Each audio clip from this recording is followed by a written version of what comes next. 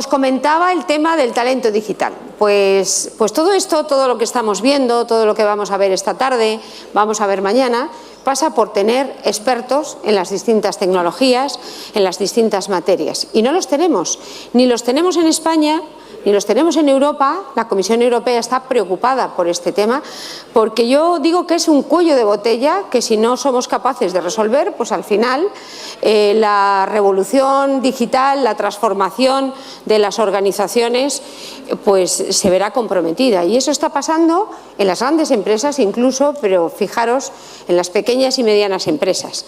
Así que nosotros en AMETIC hemos trabajado activamente en los últimos tiempos en este tema. Nos parece que es fundamental, beneficia a nuestros asociados, beneficia al sector, beneficia a la industria. ¿Qué estamos haciendo?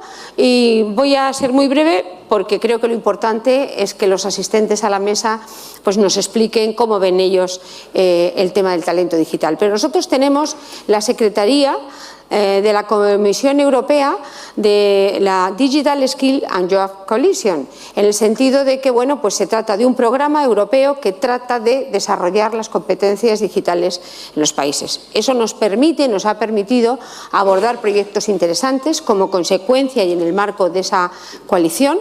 Este año hicimos un evento de talento en junio que además nos sirvió para dar los primeros premios de talento digital, que tuvo un éxito absoluto. Tuvimos unas convocatorias de asociados y de no asociados de verdad de muchísima calidad.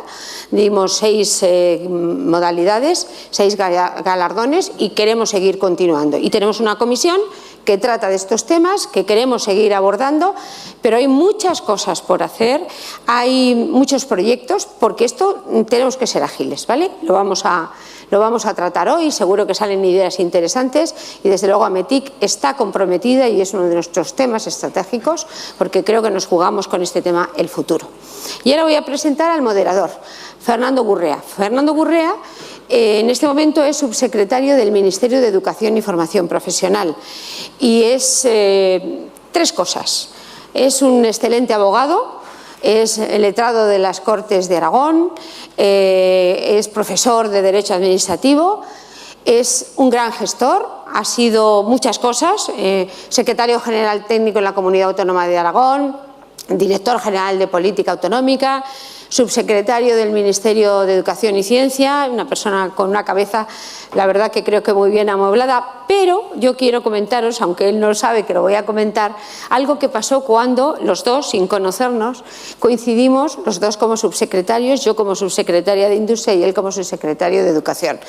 Cuando nosotros llegamos con el ministro Montilla al ministerio, un ministerio que lo tenía todo, industria, turismo, comercio, telecomunicaciones, todo, tenía una Secretaría General de Industria y cuando vemos el decreto de presidencia del presidente de gobierno donde figuran las materias, todos los grandes proyectos militares e industriales no se sabe cómo habían caído en el Ministerio de Educación, cuyo ministro casualmente era un hombre pues, potente, el ministro Rubalcaba. Entonces, en mi ingenuidad, yo pensé que era un error, porque realmente la Secretaría General de Industria era una cáscara vacía y eso ha condicionado muchas cosas de las empresas que estáis aquí, que sois industria. Entonces se me ocurrió llamar al recién nombrado subsecretario de Educación y le expliqué. Y la verdad es que un problema que podía haber durado una legislatura y haber sido un problema de Estado casi, porque imaginaros los grandes proyectos, los grandes complejos militares, en el Ministerio de Educación, Fernando, no creo que fuera fácil para él, pues lo arregló en un mes. Y desde entonces somos amigos y además estoy eternamente agradecida, pero sobre todo hay una cosa que creo que es muy importante, ¿no? Tener sentido de Estado, porque en el fondo eso no tenía ningún sentido, pero se podía ver en qué estaba. Así que perdona que lo cuente, pero creo que te lo mereces. Pero ahora, casualidades de la vida, lo visteis en el anuncio que hizo la ministra el lunes. Resulta que volvemos a encontrarnos porque la ministra de Industria quiere trabajar y está trabajando activamente con el Ministerio de Educación y Formación Profesional para hacer cosas de talento digital. Así que vamos a hacer grandes cosas, seguro, y no quiero hablar más Adelante, Fernando, con una mesa de lujo. Gracias. Muy bien, muchas gracias, Maite. Buenos días a todos ustedes. Tenemos un reto muy importante, que es afrontar el talento digital. Como han podido comprobar antes de presentar a los tres brillantes directivos que nos acompañan y que tienen mucho que decirnos y que representan a tres importantes instituciones en esta materia, quiero decirles que María Teresa es amiga, como habrán podido comprobar. Y les recomiendo solo una cosa, que a mí me ha ido bien. Cuando tengan que discutir con ella, acójanse a su misericordia desde el primer momento. Ahorrarán mucho tiempo, conseguirán los mejores objetivos que puedan encontrar y ahorrarán mucha sangre en el camino. Sin embargo, cuando tengan la suerte o la fortuna de coincidir con ella en intereses, súbanse detrás de la Vespa y disfruten de unas maravillosas vacaciones en Roma. Bien, vamos a hacer frente, si les parece, a esta importante tarea, advirtiéndoles, tal y como decía Maite hace un momento, que uno de los objetivos del Ministerio de Educación y Formación Profesional es la reforma y la modernización de la formación profesional en nuestro país. Para eso contamos con todos ustedes y Maite, con vuestra organización, me decía la ministra ayer por la mañana, la ministra Celaá, que por favor contaba con vosotros y con toda la amalgama de empresas que estáis aquí para intentar dar respuesta a estas necesidades que planteáis en el mundo digital, en el mundo de ese futuro, y también vuestra experiencia y vuestra ayuda para modernizar la clásica formación profesional que tampoco debemos abandonar. Así que contamos con vosotros y esperamos de vuestras sugerencias y ayudas, aunque algunos ya estéis trabajando con nosotros. Los tres ponentes de lujo que nos van a ilustrar en la mañana de hoy, sobre ello se pueden decir muchas cosas. Voy a dar algunas pinceladas porque tengamos solo una somera idea de su importante experiencia. Ignacio Pascual es socio de Alexander Hughes y es responsable del área de capital humano en la península ibérica y en toda Latinoamérica. En estos momentos y desde el año 14, como socio de esta importante firma de consultoría fundada en 1957, están presentes en 48 países y es una de las 25 firmas globales de consultoría y de gestión del talento y una de las 11 firmas globales más importantes. Él, Ignacio, se responsabiliza en la práctica del capital humano, como les indicaba, en toda la península ibérica y en Latinoamérica. Es profesor también del Máster de Recursos Humanos de la Universidad Complutense de Madrid. Giovanni Palmieri, que intervendrá en segunda posición, natural de Almería, es profesional con más de 10 años de experiencia en consultoría y sobre todo en dirección educativa, en el mundo del staff de educación. Tiene una amplia experiencia de trabajo en multitud de países dedicado a este tema, como el Reino Unido, Italia, Brasil, México, Argentina, España y Colombia. Quiero decirles con esto que tiene él un panorama y una visión global compleja y tremendamente importante, muy actualizada de lo que está aconteciendo en este mundo globalizado. Y por último intervendrá don Juan Díaz Andreu, que es el director general de Ambit School y que es experto en desarrollo de talento en el mundo de la tecnología y también en el mundo de la docencia en las áreas de desarrollo de carrera profesional. Es especialista en empleabilidad y en emprendimiento. Ha trabajado en funciones financieras, comerciales, de marketing y de desarrollo de negocio en el grupo Repsol, en Banco Santander, en el grupo Multitel, en ONO, Unidos, BNP, JP Morgan, Banco de España y durante 10 años en Amadeus en funciones de reestructuraciones y proyectos estratégicos en el área comercial. Creo que son 3 directivos de lujo de 3 grandes compañías dedicadas al mundo del talento que nos van a ilustrar y que nos van a poner encima de la mesa lo último que está aconteciendo en este campo. Vuestra es la palabra cuando queráis. Muchas gracias. Bueno, yo había traído una presentación para acompañar mi discurso, efectivamente, que ya aparece aquí. Y el principio es, ayer estábamos hablando los 3 y estábamos hablando de esto del talento y de que cómo lo íbamos a enfocar, cómo íbamos a hablar con vosotros, y la verdad es que pensábamos que realmente para hablar de talento tenemos que comprender muy bien los modelos de negocio, y además de los modelos de negocio, no ya los clásicos, sino también los modelos de negocio evolucionados dentro de este entorno digital, ¿no? Y es precisamente esa evolución digital la que está marcando qué modelo de negocio, qué estrategia se debe seguir, y esta estrategia a seguir es la que marca también a su vez un poco cuál es, bueno, un poco mucho diría yo, la organización necesaria para llevar a cabo la consecución de esos objetivos y, por supuesto, también determinar qué capacidades se necesitan en los profesionales actualmente dentro de las organizaciones.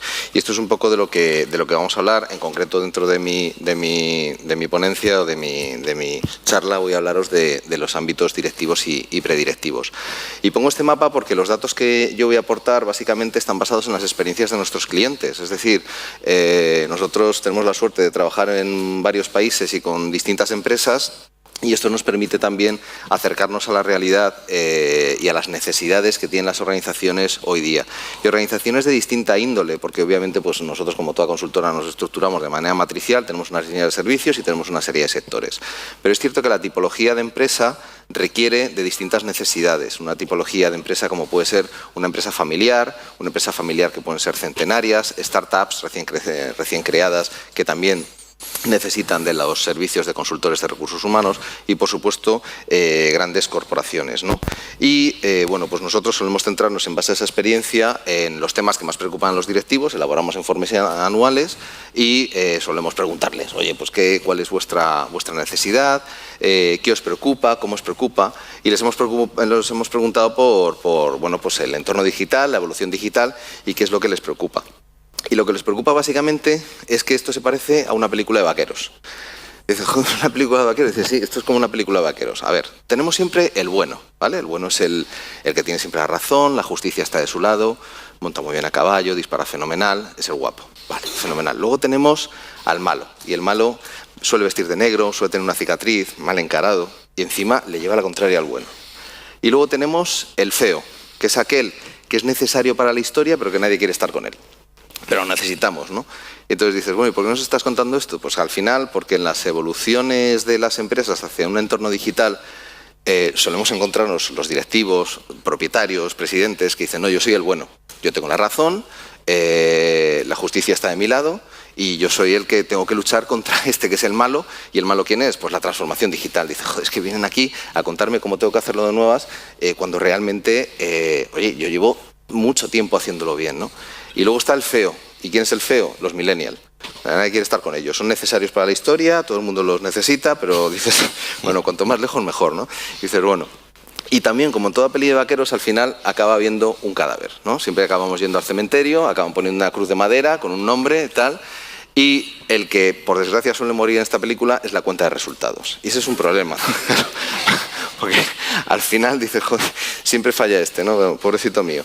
Bueno, pues realmente la cuenta de resultados es la que suele acabar bajo tierra. Y eso es un poco de lo que vamos a hablar aquí, con distintos enfoques, indudablemente, porque es cierto, ya después de este tono socarrón para empezar, es cierto que se necesita conocer cuáles son los modelos de negocio que ahora mismo son necesarios o hacia dónde están evolucionando determinados sectores, determinadas empresas, determinadas organizaciones, porque el conocimiento de este modelo de negocio nos va a permitir organizar, formar, desarrollar y seleccionar al mejor talento para cada caso, en cada empresa y para desarrollar el producto, estrategia, etcétera, que sea necesario. Y eso es exactamente lo que nosotros queríamos hablar hoy aquí, ¿no? ¿Cuáles son los 3 ejes desde mi punto de vista, desde nuestro punto de vista, del talento digital. En primer lugar, o el primer eje, es tener muy en cuenta el modelo de negocio. O sea, necesitamos conocer el modelo de negocio. Pero no yo soy el consultor, yo llego allí, al fin y al cabo a las malas, yo llego, os hago unas entrevistas, hablo con vosotros, os paso la factura y me voy, ¿no? No se trata de eso. De lo que se trata es de hacer una reflexión profunda, interna, y saber exactamente hacia dónde está evolucionando el modelo de negocio en algunos sectores y cuáles son las claves dentro de la evolución digital que nos estamos encontrando hoy día, ¿no? Algunas de ellas, que vosotros ya seguramente conoceréis, pues estamos viendo en primer lugar, por ejemplo, que estamos teniendo una polarización de los medios de producción a los medios de distribución, ¿no? Existe mucho más foco en los medios de distribución, donde se generan unas economías competitivas y colaborativas. Es decir, encontramos grandes corporaciones o empresas más pequeñas, da igual el tamaño de la empresa ahora mismo, la verdad, pero que se necesita más colaboración. Y esto a nivel institucional y también internamente. Es decir, ya no hay una jerarquía que ordene y organice una determinada tarea a partir de una estrategia, sino que tiene que haber diferentes nódulos o núcleos de colaboración. El ejemplo es el de Amazon y Netflix, porque Netflix utiliza los servicios de cloud de Amazon para emitir sus programas, y tiene todo el sentido porque los de Amazon lo necesitan en el horario de oficina y por la noche no tienen casi tráfico, y la gente de Netflix lo utiliza para sus emisiones. Luego, por otro lado, tenemos, por ejemplo, la eliminación de intermediarios, que te lleva hacia el famoso círculo virtuoso. El ejemplo más claro es el de eBay, donde pues realmente una plataforma elimina intermediarios y agiliza la relación entre vendedor-comprador, en la mayoría de los casos. Tenemos también una evolución de la gestión de los activos físicos a la gestión de la propiedad intelectual. Obviamente hay sectores donde la gestión de los activos físicos sigue siendo necesaria, como pues en el sector energético, y que necesariamente tiene que gestionar esos activos físicos. Apple, Google, cualquiera de ellos necesita una evolución o está teniendo una evolución hacia la propiedad intelectual. Y, por supuesto, el Big Data, ¿no? Indudablemente es un modelo de negocio, y he puesto estos logos porque creo que fue la semana pasada, en Expansión aparecía la unión que tenían día Casino echado contra los grandes hard discount de alemanes como Lidl o Aldi, y querían optimizar, y día de hecho en concreto esperaba una optimización que le supusiera un ahorro de coste de 350 millones de euros, que, hombre, para una cuenta de resultados pues seguramente ya no estaría en el cementerio, sino que estaría en la UBI, y con un buen pronóstico, ¿no? Indudablemente. Bueno, pues una vez que nosotros conocemos o vemos cuál es el modelo de negocio, se debe definir cuál es el modelo organizativo, ¿vale? Se debe definir cuál es el modelo organizativo. Pero el modelo organizativo, las organizaciones son como la formación de las estrellas, ¿no? Al principio son una nube de gas, que esto sería una startup que tiene distintos elementos moviéndose alrededor de una idea, no se sabe muy bien dónde, y que en un momento determinado confluyen, y si superan ese índice de mortandad tan elevado que hay, por desgracia, entre las startups, pues al final hay una buena idea, hay una nueva idea y se genera un negocio, ¿no? Y esta gente consume mucho hidrógeno, bueno, estas estrellas consumen mucho hidrógeno. Entonces, hidrógeno es un combustible muy potente que ayuda a que crezcan y evolucionen y de repente se conviertan en una estrella de secuencia principal, ¿no? Entonces ya van creciendo. ¿Y ahí que necesitan? Un poco de organización, necesitan procesos. Aquí ya tenemos que empezar a definir cuáles son las claves, los indicadores, el control de la estrategia, ¿vale? Todavía no estamos hablando del modelo, si es un modelo matricial o no, pero sí necesitamos una serie de indicadores. Luego, el hidrógeno al final se acaba quemando, esa energía inicial se acaba quemando, pasamos a una corporación, una estrella roja, que necesita y consume mucho helio. Y consume helio, le damos el helio y bueno, pues la estrella se mantiene. A partir de aquí, ¿qué puede ocurrir? Bueno, pues puede ocurrir pues las grandes historias de desaparición de las empresas, ¿no? Puede ser Kodak, Olivetti o desaparición, o que ya no son lo que eran, ¿no? O Lehman Brothers, o podemos encontrar pues casos.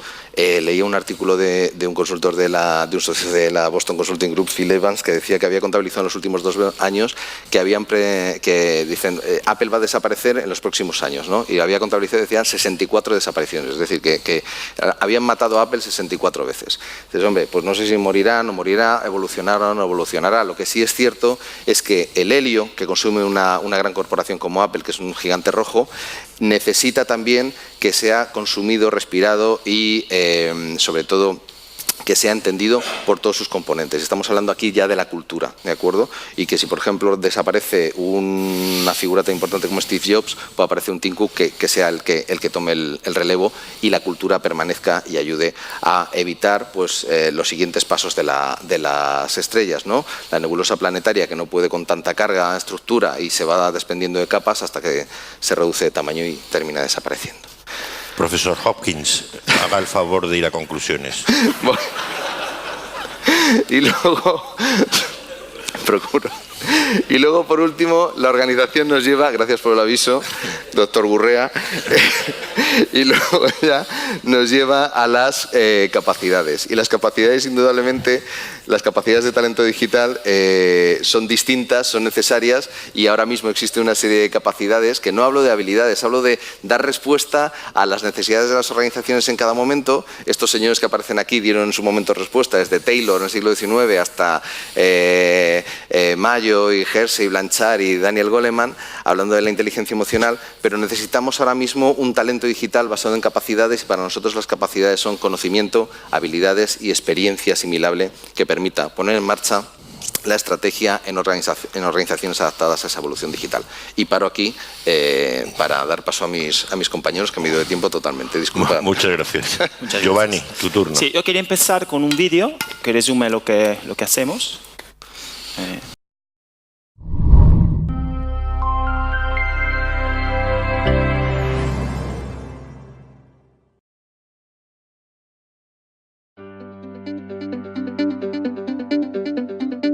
Introducing K2 Connect, the new application for our technology consultants that delivers exclusive opportunities for networking, learning, and career growth.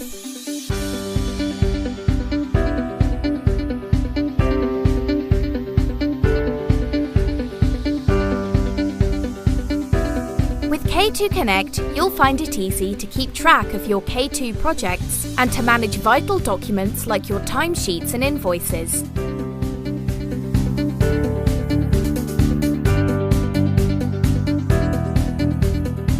Save time every month. Create and submit your timesheets fast, anytime, anywhere, with the easy-to-use online timesheet system.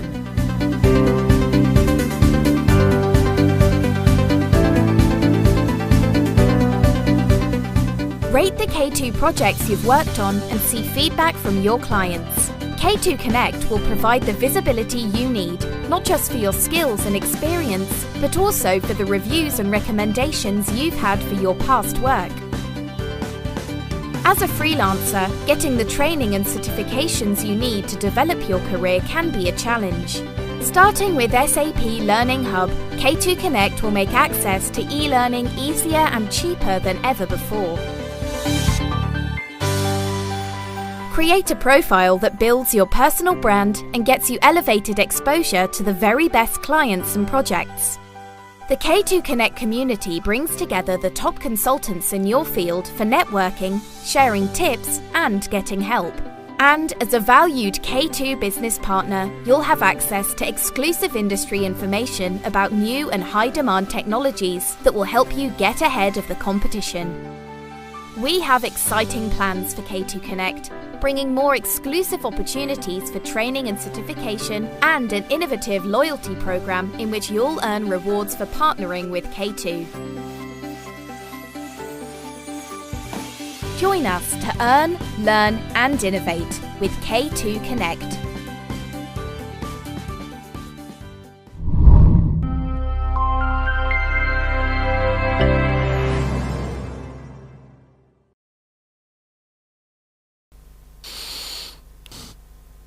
Perfecto, nada, muchas gracias. Lo que queremos, o cómo quiero enfocar mi presentación, es primero hablar de cuáles son los grandes trends que el mercado laboral presenta, y luego ir más en profundidad en uno de ellos, que representa el foco de nuestra comunidad, y por otro lado también representa nuestro negocio. La primera parte, como ya hemos hablado hace unos minutos, son los millennials. Los millennials son una fuerza de trabajo distinta respecto a lo que es la fuerza de trabajo tradicional. Y en el 2020 el 50% y luego en el 2025 el 75% de la fuerza laboral total van a ser millennials. ¿Esto qué supone? Esto supone que es probable que se pueda ver un conflicto entre lo que es el management, que sigue siendo un management tradicional, y lo que es la fuerza laboral que se va a incorporar en los trabajos y que ya hace parte de ello. Las prioridades de estas personas son distintas. O sea, ellos no quieren el puesto fijo. El puesto fijo es a nivel global algo que para ellos no les motiva. Lo que les motiva es trabajar en proyectos chulos, proyectos de tecnologías que puedan llevar a darle un éxito personal y profesional. Y además lo que quieren también es la flexibilidad laboral, que luego veremos más en detalle. Luego el segundo factor es la tecnología. Como sabéis, tecnologías disruptivas llegan y crean millones de plazas de trabajo que no estamos preparados para cubrir.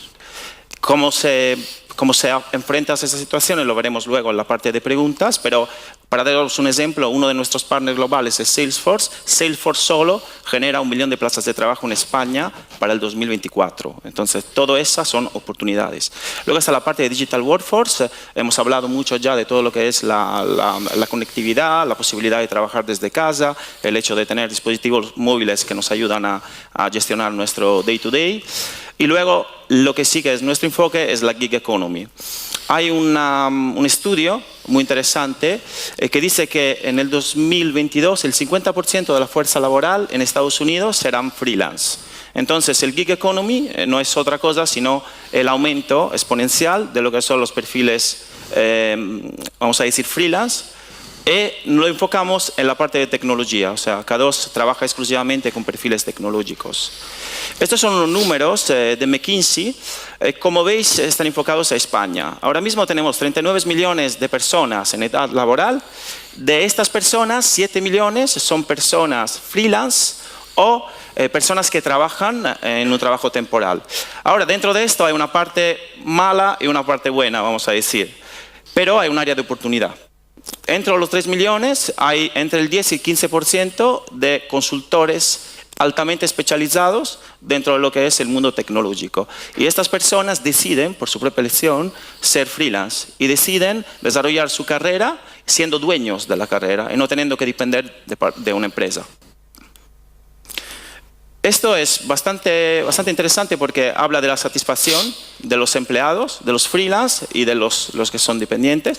Como veis, si la persona elige ser freelance, es más satisfecha respecto a lo que son los trabajadores tradicionales. En algunos países esa diferencia es mucho más amplia.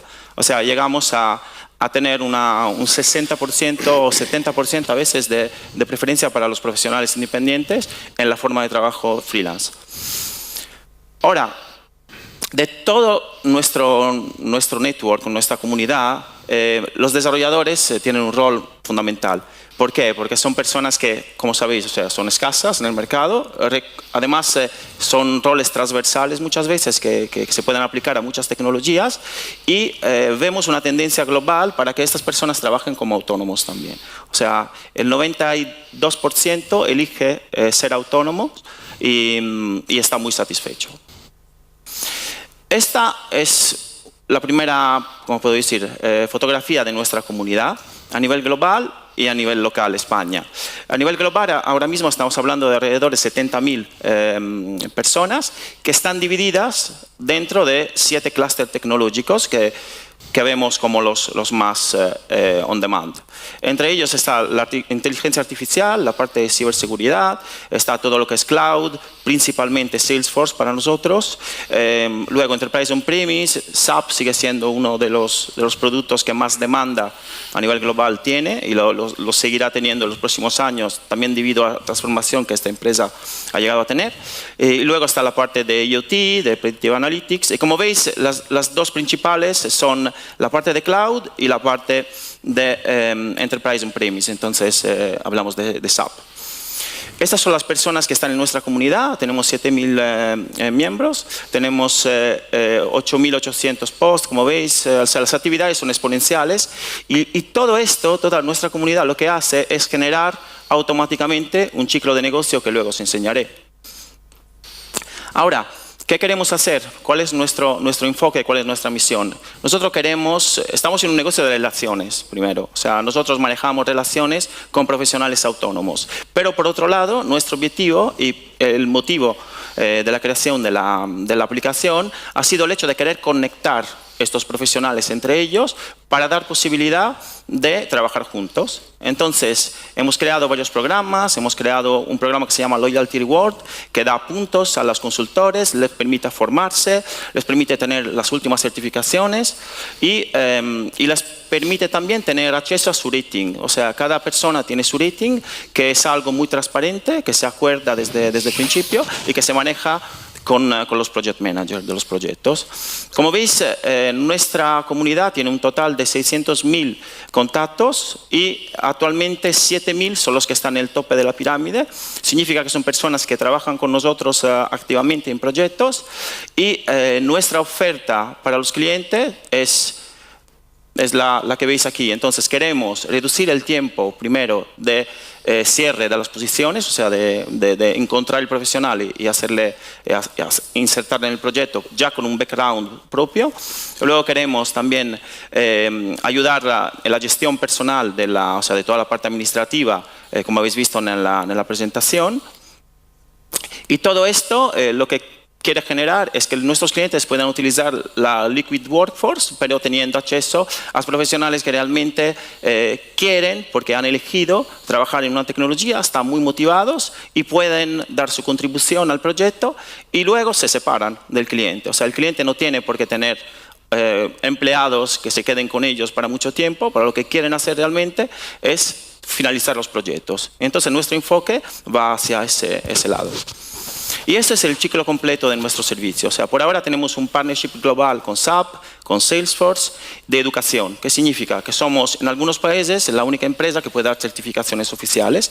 Y lo enfocamos tanto a los freelance y a todo lo que es la comunidad freelance, pero también a las universidades y a las escuelas de negocio. Entonces, lo que queremos llegar a hacer es, la universidad, cuando un estudiante sale, no tiene mucho conocimiento realmente, ¿no?, de la demanda. Y lo que necesita es un career advice que nosotros le damos on-site, hablamos de las tecnologías, hablamos de los trabajos que se generan y luego está la parte de certificación que en algunas tecnologías es fundamental y luego está la parte de work placement que hacemos por vía de becas o por vía de trabajos directos y siempre trabajos muy bien retribuidos comparados con lo que existen. Y creo que ya. Muy bien, muchas gracias, profesor Giovanni. Luego ustedes dirán que el lenguaje jurídico es complejo. El que tienen ustedes es estratosférico, vamos. O sea que... Profesor Don Juan. Pues antes de poner un vídeo que, como además, muchas gracias Maite, Juan y todo el equipo de METIC por darnos la oportunidad y hablamos un poco, pues eso, que vamos a tener una audiencia con ese espíritu millennial, pues decidí que una serie de diapositivas que teníamos de introducción la vamos a cambiar por un pequeño vídeo muy cortito, que no es nuestro, pero vamos, yo creo que da una buena visión. Y antes de nada, como por contar un poquito la evolución, yo originariamente estoy, aparte de toda la retaliada de empresas, 10 años en Amadeus, en el entorno de IT, veo la complicación y la falta de talento que ya se veía venir. Estoy luego 7 años de Headhunter, que han sido los últimos 7 años que he venido aquí al evento y conociendo a gente maravillosa en este entorno. Y ya cuando me doy cuenta que hay un gap, que es del que vamos a hablar ahora, es cuando me animo con la confianza de los accionistas de Envita a liderar la escuela. Entonces, en la presentación, el vídeo va a definir un poco el entorno en el que nos movemos, hablaremos de la necesidad y cómo pensamos que podemos ser la solución. Y ahora es cuando se dice lo de dentro vídeo.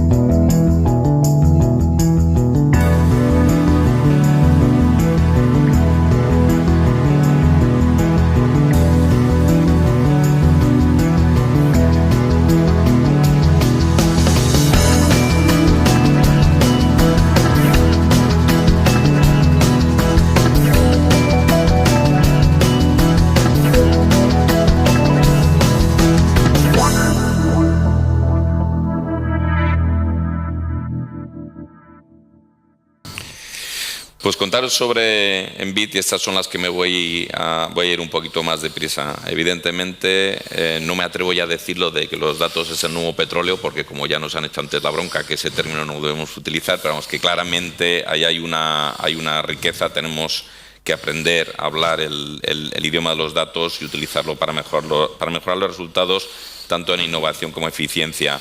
Me voy a saltar unas poquitas y lo estoy haciendo aposta.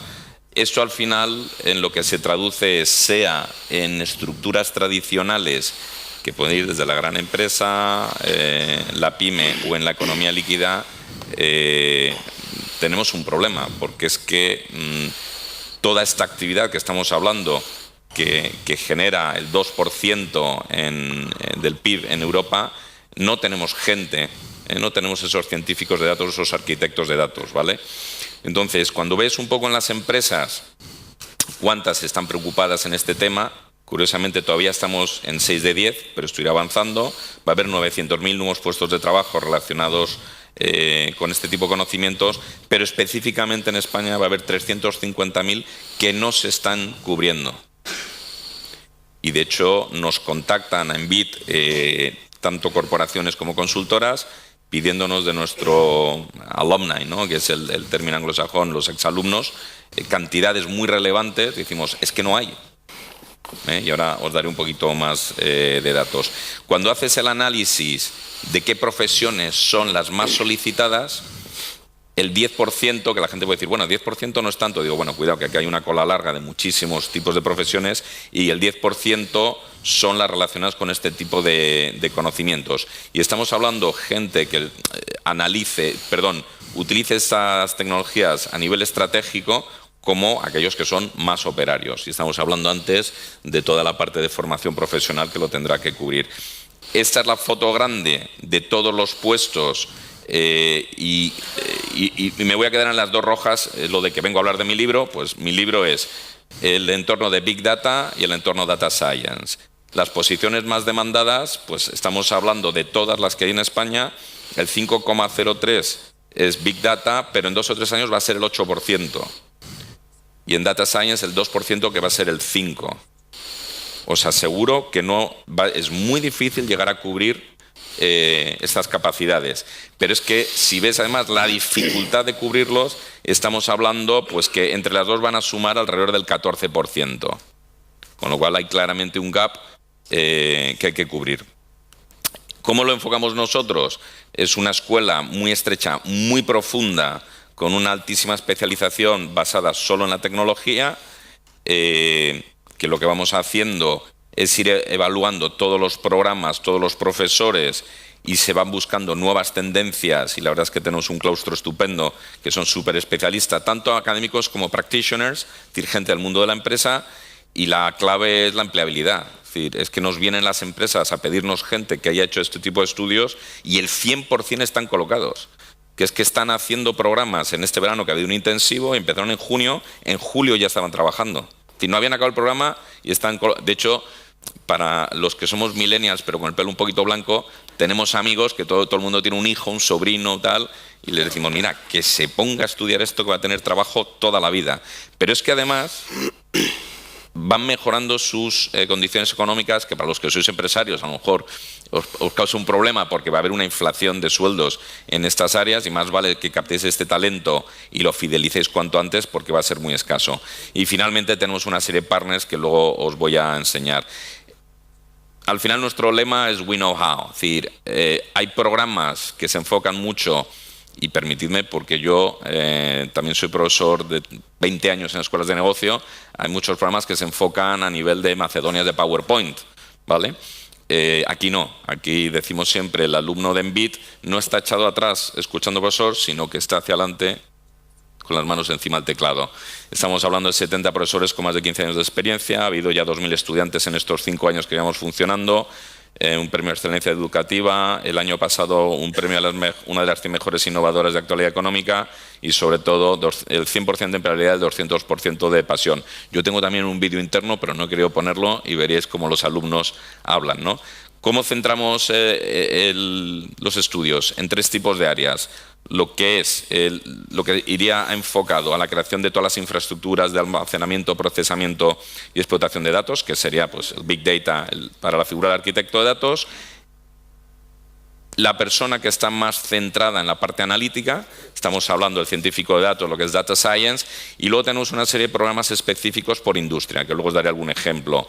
Esto al final se centra en 5 programas, 2 máster que es de año completo, viernes por la tarde y sábado en modo ejecutivo, que normalmente por las empresas muchas veces mandan a sus individuos o es gente que directamente se apunta, y luego programas expertos que son de medio año, que como lo veis tenemos a la izquierda el de Business Intelligence y Big Data, que es un poco el más duro inicial a nivel tecnológico, Data Science, que está teniendo un desarrollo bestial y la verdad es que se llenan rapidísimo. La parte People Analytics es muy específico para la gente de recursos humanos, que como están viendo también que tienen que mejorar en este área, se están poniendo las pilas.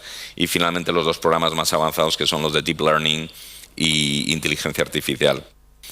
100% de empleabilidad. Simplemente comentaros sobre la comunidad de exalumnos, y todo estoy hablando hasta ahora de programas abiertos. Al final comentaré un poquito más en los In Company, pues es gente que les acompañamos en su carrera profesional y la verdad es que son tan exitosos que da gusto, porque los alumnos que hicieron el programa hace 5 años ahora ya están contratando a gente por debajo a niveles muy importantes. Se les ayuda con sus actividades de emprendimiento, se les da también formación en soft skills, con capacidades para poder hacer presentaciones, etcétera, y se le da instalaciones para que ellos mismos, incluso han salido varios startups, porque es una formación muy práctica. Salen proyectos reales de aplicación directa. En cuanto salen del máster hay un tribunal con un proyecto fin de máster y muchos de ellos empiezan a funcionar al día siguiente. Luego tenemos la relación con las compañías que quieren utilizar, que les hacemos programas a medida, y ahí tenéis unos cuantos, y la verdad es que esto sigue avanzando y de manera exponencial. Diría, hay una necesidad de estos perfiles bestial, y solo con una formación muy práctica, muy específica, se puede llegar a crear este tipo de profesionales. Y me voy a callar antes de que me llame la atención el profesor Gurre, porque ahora tenemos una serie de preguntas y seguro que os podemos contar más. Muchas gracias. Bueno, pues muchas gracias a los 3 por sus intervenciones, que como hemos anunciado al principio, sabíamos que iban a ser tremendamente brillantes. Bien, estamos adentrados en este campo del talento, dentro de este mundo de la tecnología, y vamos a intentar ahondar algo más junto con lo que todos ustedes han planteado. Yo de entrada le preguntaría a Iñaki y a Juan cuál es el estado de las competencias digitales de las empresas en estos momentos, en todas sus caras, en todas sus áreas. Yo me atrevería a decir que está por descubrir. De momento falta determinar cuáles son las competencias o capacidades, mejor dicho, digitales. Yo creo que además los términos pueden inducir a engaño, ¿no? Porque cuando hablamos de competencias, tradicionalmente en el mundo de los recursos humanos estamos hablando de una serie de habilidades, y aquí yo creo que necesitamos una serie de capacidades, ¿vale? Que aúnen la experiencia, que aúnen el conocimiento específico concreto y que aúnen las habilidades necesarias para gestionar. En mi opinión, y ya me callo, hay 4 grandes momentos en toda vida de una empresa, que es desde que los altos directivos se dan cuenta de que necesitan evolucionar en esa transformación digital, hasta que el ecosistema tecnológico pasa a ser totalmente digital, y cada fase, cada momento, el acercamiento al cliente, la relación con los stakeholders, necesita una serie de competencias específicas. Por decir algo muy concreto, capacidad de gestión de equipos multidisciplinares, mucha más agilidad, y luego sobre todo un carácter más empresarial, emprendedor. No sé, Juan, ¿tú qué opinas? No me quiero repetir mucho, tanto de mi vida anterior en el mundo de la búsqueda de talento como las peticiones que tenemos de los contratadores que vienen a buscar a nuestros exalumnos. Evidentemente, las capacidades técnicas y la capacidad de gestión de información, tanto en la estructuración de esa información, saber qué información es relevante para evitar la infoxicación, porque es bárbaro la capacidad de información a la que tenemos acceso, el cómo crear una arquitectura y cómo analizar toda la parte analítica y toma de decisiones. Esto que lo he dicho, que parece muy normal, no crees que es tan fácil de encontrar. Hablamos de todo el tema de capacidad de comunicaciones digitales, el trabajo en red de forma asíncrona y colaborativa y muchas veces con equipos multilingües, multiculturales. Y luego otras tres que yo creo que no son necesariamente el entorno digital y que son de sentido común, todo lo que es aprendizaje continuo, hay que aprender a desaprender continuamente, y aquel que quiere estabilizarse y sentarse y dejar de aprender tiene un problema. Y bueno, lo que sería visión estratégica, orientación al cliente, que todo el mundo me dirá, oye, para eso no me hace falta venir aquí para que me lo digas porque es de toda la vida. Bueno, es que ahora mismo todos los diseños vienen de la información del cliente. Ya no vas con un catálogo de productos, sino que se diseña a toda medida porque tenemos la capacidad de acceso a los datos y la capacidad para gestionarlos. Muy bien, muchas gracias. A mí me ha llamado mucho la atención la descripción del tipo de profesional que nos presentaba Giovanni. Yo quiero preguntarle especialmente por ese tipo de profesionales que se están formando y que se reclutan para resolver las necesidades del mercado laboral, qué capacidades se les exige, qué habilidades deben tener, qué características presentan y si a largo plazo, no a corto, tienen viabilidad profesional pues hasta el final de una vida útil. Me gustaría conocer un poco la opinión de Giovanni y de Iñaki sobre este tema. Perfecto. Yo lo que veo es que hay dos categorías. Están los profesionales senior, los que se requieren para apagar un fuego, ¿no? Realmente dentro de un proyecto o para trabajar en un proyecto muy específico en una tecnología donde falta talento. Estas personas son personas que tienen un recorrido de muchos años, que han elegido ser autónomos y trabajar en distintos clientes, en distintos países también a veces. Y lo que aportan es sus conocimientos y el haber ya hecho lo que se le pide.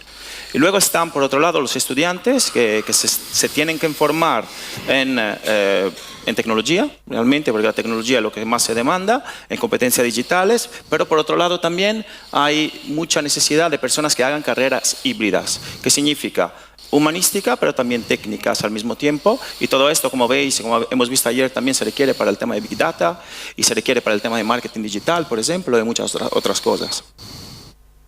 Yo estoy de acuerdo contigo, sobre todo en la parte híbrida, ¿no?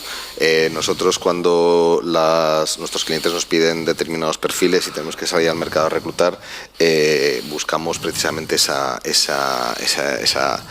forma híbrida, ¿no? Dentro de los candidatos. Cuando me refiero a híbrido, ayer, sin más lejos, estaba hablando en la cena con Alfredo, que no sé si está por aquí porque no veo a todo el mundo. Mira, ahí está, levanta la mano. Y me hacía gracia porque es un ejemplo real del tipo de profesional que a lo mejor podemos nosotros seleccionar, ¿no? Alguien que viene, por ejemplo, del mundo del real estate, que es bastante tradicional, vamos a decirlo así, y que de repente tiene unas inquietudes técnicas, tecnológicas y evolutivas que le permiten trasladarse al mundo digital, y ahora mismo es el nexo de unión, el traductor entre ese mundo digital y el mundo del real estate, y está con el PropTech Management y trabajando como bueno, haciendo cosas fascinantes, pero realmente las empresas es complicado, sobre todo a nivel directivo, encontrar estos perfiles que realmente digas, bueno, pues tiene la experiencia y la seniority suficiente para gestionarla, como bien decía Juan, la estrategia, esa visión estratégica, etcétera, pero también necesitamos personas con unas capacidades disruptivas que estén dispuestos a desaprender continuamente para poder evolucionar dentro de las organizaciones. Entre el público se nos formulan preguntas pues tremendamente interesantes, ¿no? Pero hay una que a mí me llama la atención y que os la formulo y luego a los tres, si os parece bien, pidiéndoos que seáis breves, ¿no? ¿Cómo deberían reaccionar los negocios, el gobierno y las personas ante el cambio tecnológico y el consiguiente desempleo masivo y la creciente desigualdad? Yo creo que pone aquí el dedo en la llaga el participante con algunos temas. Giovanni. Empiezo yo. Entonces, yo creo que estamos hablando primero de los negocios, que son las empresas realmente. Las empresas lo que tienen que entender es que muy probablemente están trabajando en retraso, o sea, llevan muchos años atrás y eso se debe al hecho de que la tecnología va más rápida. Entonces, lo que necesitan hacer es darse cuenta de eso primero, porque hay muchas empresas que no lo han hecho, y empezar a incorporar personas, bueno, como hacemos nosotros, por ejemplo, en proyectos no con un puesto fijo, sino con un foco más a proyecto realmente. Y luego también tienen que trabajar con años vista, o sea, aunque es muy difícil predecir lo que va a ser el futuro dentro del mundo tecnológico, se conocen cuáles son los trends, se sabe lo que se va a demandar.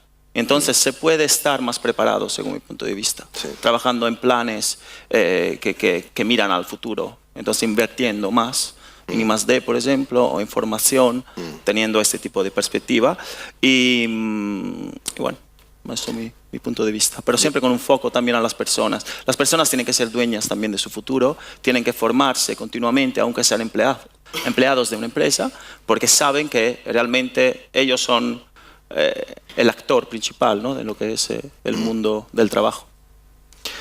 Yo sobre estamos hablando del entorno público y el entorno privado. En el entorno público yo creo que tiene que potenciar la formación en este tipo de habilidades, bueno, desde las instituciones académicas preexistentes, pero también pues a través de fondos tipo Fundae y similares, y los que gestiona Red.es, el intentar que otra serie de entidades que podemos colaborar en acelerar este proceso, que vamos muy tarde, de verdad, que es que las necesidades van a ser tan acuciantes que o nos ponemos ya o llega un momento, este país se va a quedar atrás en este tipo de desarrollos.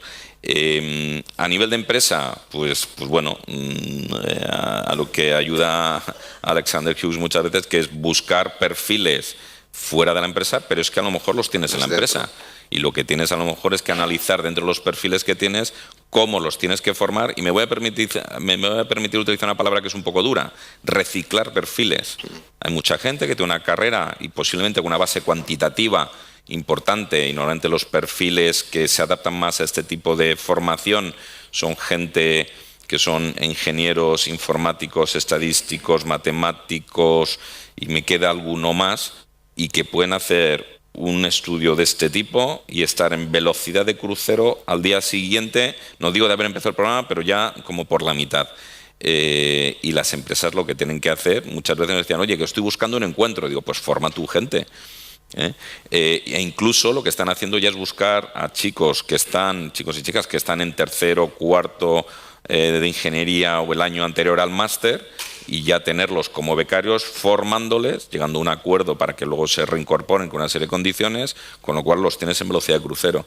Es decir, yo lo siento si estoy dando una imagen demasiado de urgencia, pero de verdad, cuando os pongáis a buscar estos perfiles, están cotizadísimos y muy, muy, muy demandados.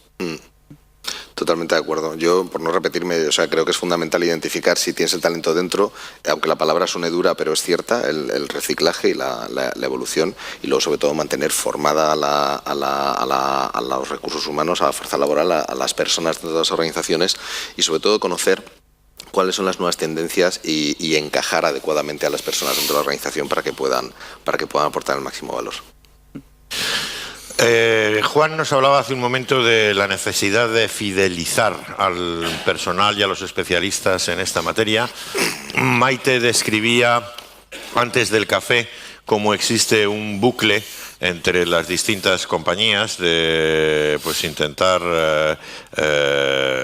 hurtar trabajadores de un sitio a otro en una escalada de precios, y alguien del público también pregunta, relacionado con lo mismo, la percepción de las unidades de recursos humanos en relación con estas competencias que se están demandando en el mercado español. Va para los tres también, si nos importa esta pregunta. A ver, yo creo que para fidelizar al talento digital debemos ver de qué talento digital estamos hablando.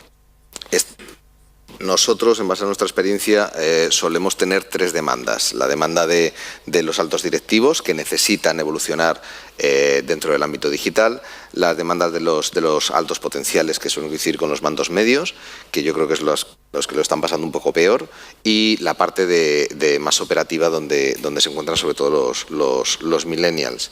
Y yo creo que para retener a cada uno de ellos hay que utilizar fórmulas distintas, y empezando por los millennials. Creo que ahora mismo existe un compromiso, existe un conocimiento muy profundo, pero quizá poca lateralidad, y sobre todo se atrae a la gente atrayéndoles con un proyecto. Se trabaja más por proyecto, más que formar parte de una compañía, el desarrollo de carrera vertical, etcétera, etcétera. Y yo creo que en tanto para los predirectivos y directivos, ahora mismo la retención dentro de unas organizaciones son unas estructuras quizá más matriciales, más planas, donde existe una posibilidad de desarrollo más horizontal que vertical. Y luego, sobre todo, yo creo que apasionando a la gente y dotándoles de las herramientas necesarias, que a través de la formación técnica, pero luego, sobre todo, la formación, esas capacidades necesarias, como puede ser la gestión de personas en entornos de nódulos, asíncronos, multiculturales, que va a facilitar la gestión de los distintos proyectos que se lleven a cabo. Luego ya podemos hablar de temas salariales y tal, que eso es otro tema, ¿no? Pero yo creo que la base debe ser esta. Pues yo estoy de acuerdo con Iñaki. Por otro lado, creo que igual se tiene que fidelizar, pero en un breve plazo. No se tiene que pensar a un largo o un medio plazo para fidelizar a una persona. Lo que va a pasar probablemente es que, dado que los millennials, como hemos dicho, están entrando de forma tan disruptiva en el mercado laboral, se tenga que fidelizar a las personas para un proyecto específico. Ese es mi punto de vista. Fíjate que en las conversaciones que he tenido yo en vidas anteriores y en la actual, y que normalmente la tienes con un director general, un director de una unidad de negocio, te cuenta, mira, resulta que yo en la plantilla tengo los que han hecho, con perdón, la mili como yo, y se han tragado todo lo que se han tenido que tragar y todas las horas del mundo. Tengo un middle management que está ahí en medio, pero que todavía culturalmente se parece más a mí que lo de abajo, y tengo un grupo de gente abajo que no hay quien les entienda. Y se producen unas tensiones tremendas porque el middle management no consigue necesariamente fidelizar, enamorar y tener incentivado a esta gente. Porque claro, también lo que dicen es, vamos a ver, esta gente joven viene con muchas ganas. No estoy hablando de los ninis, estoy hablando de gente joven que viene mordiendo y con muchísimas ganas de aprender y de trabajar. Y claro, estos están contentos si les das chuletones, pero es que no tienes chuletones para todo el equipo. Que algunas veces tienes chuletones y otras veces tienes una hamburguesilla de carne picada y tienes que irlo repartiendo, y muchas veces el problema de esa gente joven es que si no le están dando los chuletones, se van. Y se te van porque no están incentivados y porque ahora hay opciones a nivel de emprendimiento y que hay una mayor movilidad de estos perfiles buenos. Una solución que están encontrando algunas compañías es intentar hacer proyectos transversales en el cual involucras a gente de diferente seniority, y te estoy hablando también incluso a nivel de comité de dirección, y que se arremangan y se meten a hacer un proyecto. Y no es por reincidir en lo mismo, pero a través de una formación in company, tú lo que haces es grupos mixtos de gente de varios departamentos, de varios tipos de conocimiento, y desde que empiezas esa formación hasta que acabas haces un caso real aplicable a la empresa, que hace que esa gente se relacione mucho mejor, se conozca mucho mejor, se desarrollan vínculos, que hace que la rotación baje porque están mucho más a gusto. Y claro, encima, ¿para qué os voy a mentir? El de recursos humanos, que está siempre preocupado porque la formación es un centro de coste, algunas veces se convierte en un centro de revenue, porque terminas desarrollando algoritmos, terminas desarrollando modelos que tienen aplicación al negocio al día siguiente, y no solo te terminan, lo pones modo beta, te funciona, vale, si no lo matas, pero no solo eso, si tiene el efecto halo de que has conseguido crear una ilusión y una energía dentro del equipo, y que gente que antes no se hablaba y que casi ni se cruzaban en el pasillo, durante una serie de meses han estado trabajando en un proyecto vertical y transversal. Es absolutamente esencial buscar la manera para tener incentivados a los de abajo, y la gente de middle management que se vuelven locos porque no saben gestionarlos a estos jóvenes.